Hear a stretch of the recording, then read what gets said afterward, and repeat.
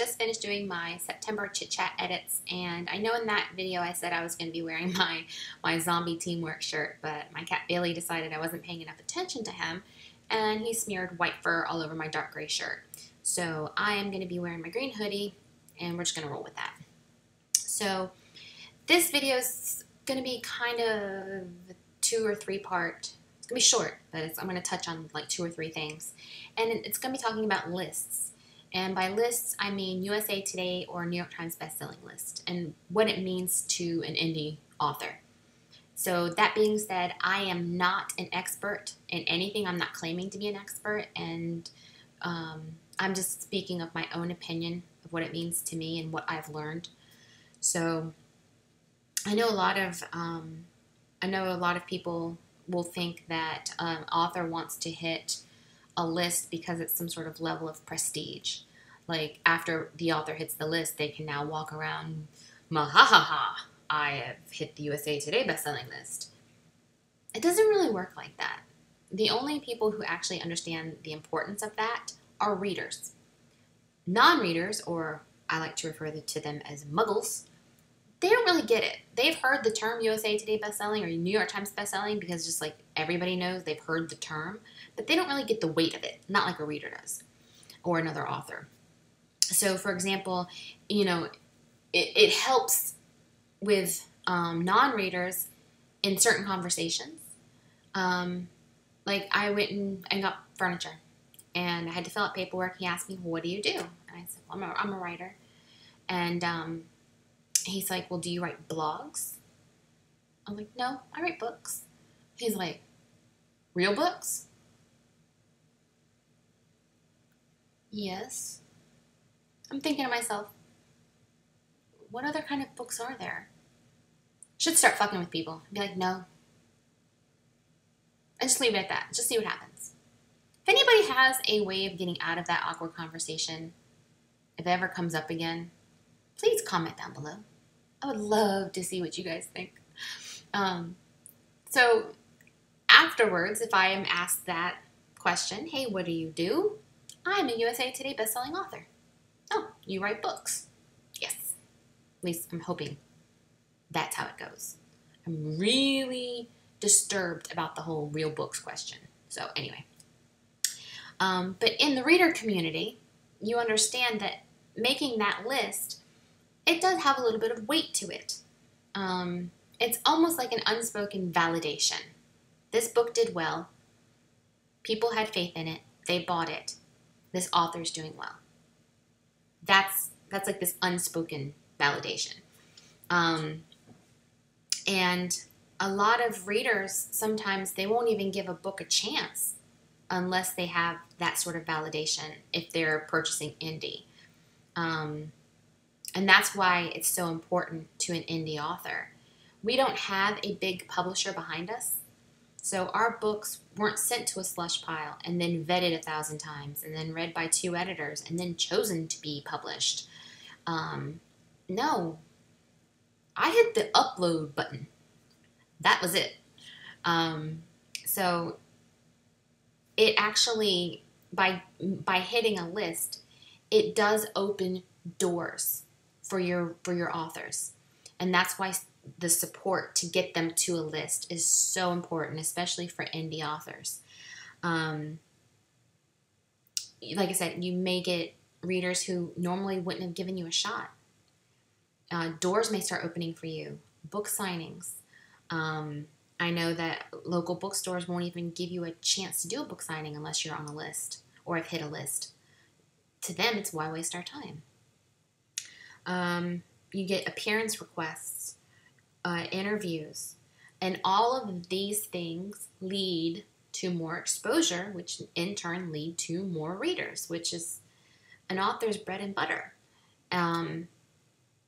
So that's why when I hit a list, it was so important to me because it just meant it was introducing me to more opportunities, and it would be introducing me to new readers.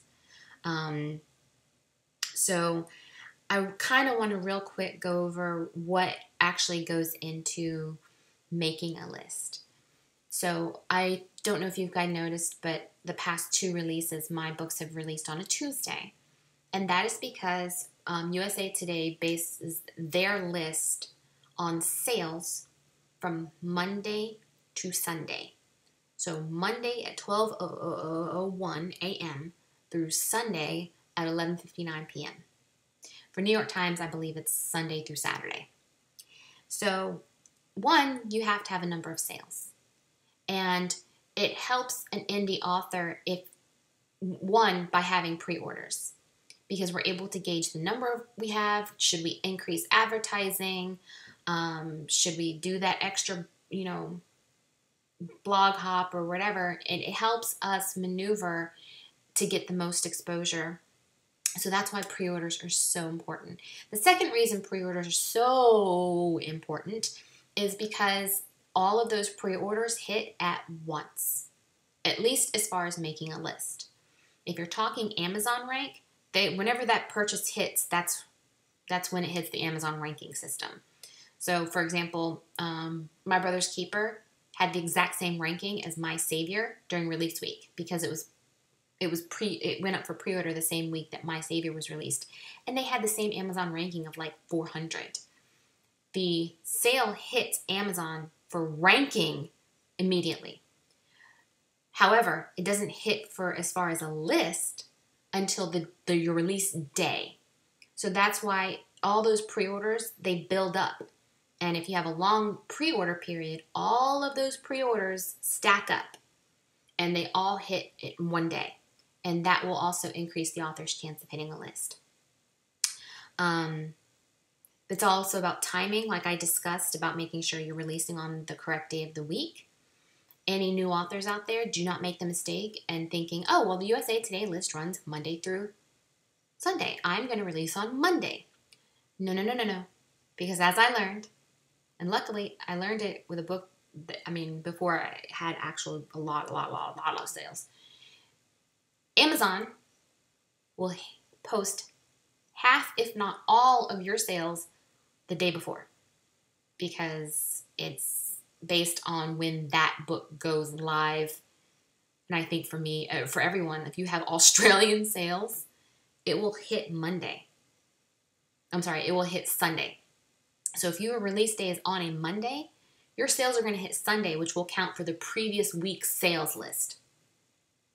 So if you want to hit USA Today or New York Times, it's best to hit. So if you want USA Today, it'll be released on a Tuesday. Sales on Amazon will hit Monday, and so on and so forth. So not only is that kind of timing important, but also time of the year.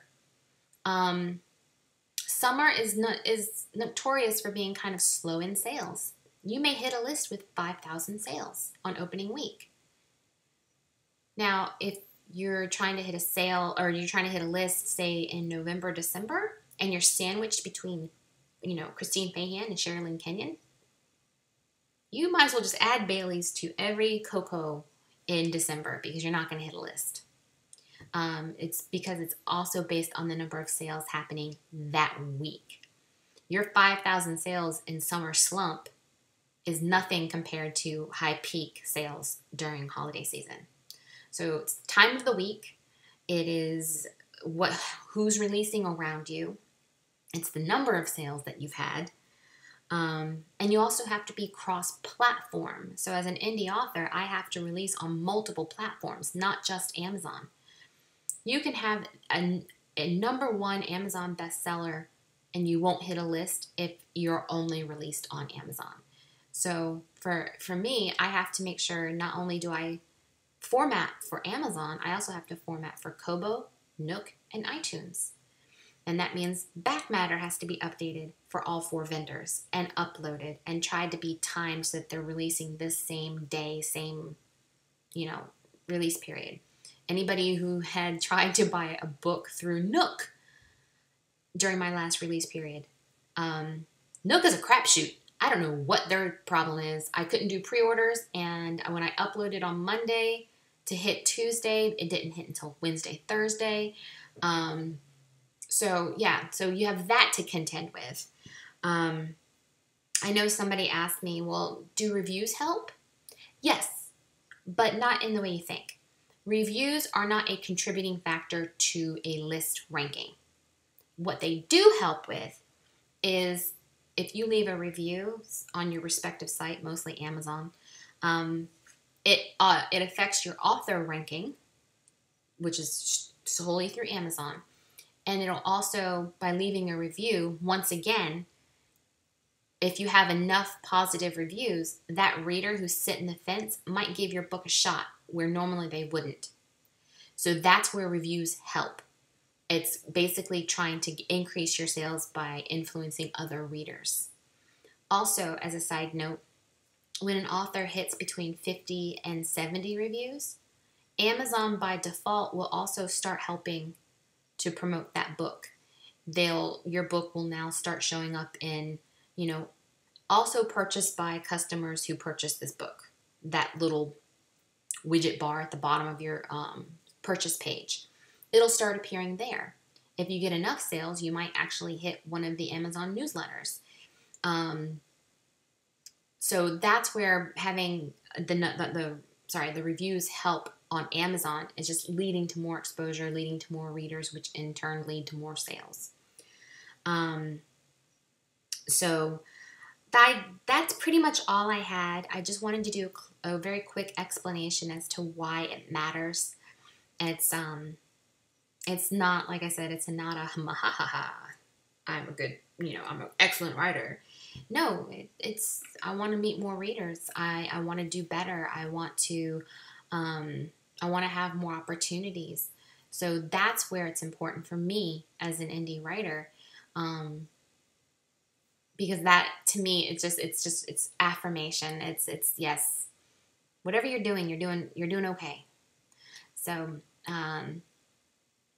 one last thing, I want to pose a question to you guys, anybody who is watching this video, because I've heard so many cross-content comments and I've heard so many different things on Facebook. I want to get your opinion.